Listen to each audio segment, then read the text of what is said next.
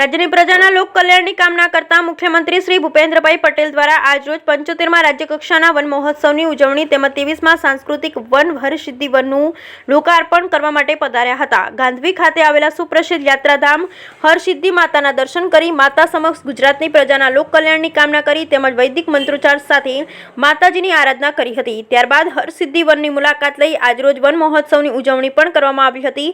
આ તકે મુખ્યમંત્રી શ્રીનું વન અને પર્યાવરણ મંત્રી શ્રી મુળુભાઈ બેરા, પ્રભારી મંત્રી કુંવરજીભાઈ બાવળિયા, ધારાસભ્ય અર્જુનભાઈ મોઢવાડિયા, વન વિભાગના અગ્ર સચિવ શ્રી સંજીવકુમાર, કલેક્ટર શ્રી જીટી પંડ્યા, જિલ્લા વિકાસ અધિકારી એસટી ધારાણી, અગ્રણી શ્રી મયુરભાઈ ગઢવી, રમેશભાઈ ઉડેદરા, જનરલ મેનેજર સહિતના મહાનુભાવોએ મુખ્યમંત્રી શ્રીને આવકાર્યા. Bureau report Lalit Singadiya, Devbhoomi, Dwarka.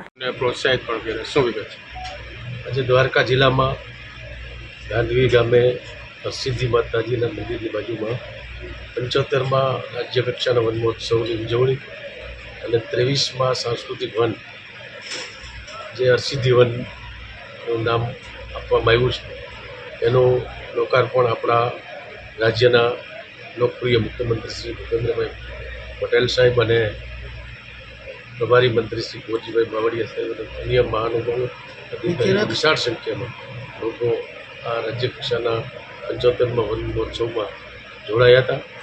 એક પેડ માં કે નામની આપણા મુખ્યમંત્રી શ્રી જે અપીલ કરી એમાં ગાંધીવી ગામ જે છે તે જે જગ્યાએ આપણે સાંસ્કૃતિક વન બનાવ્યું છે ત્યાં ગામના લોકોએ પણ માતૃવન એક બનાવ્યું છે અને ત્યાં પણ વૃક્ષારોપણ માટે માનનીય મુખ્યમંત્રી શ્રી અને બધા આગળ મહાનુભાવો છે એ ત્યાં ગયા હતા.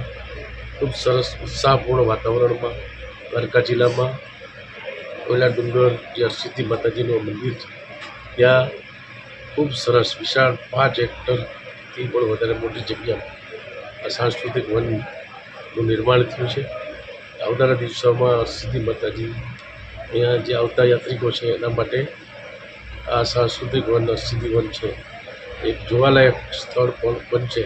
પ્રવાસન પણ આ વિસ્તારમાં સમુદ્ર કિનારો છે, બીચ છે અને માતાજીનું મંદિર છે ત્યાં સાંસ્કૃતિક વન ખૂબ સરસ નિર્માણ થયું છે.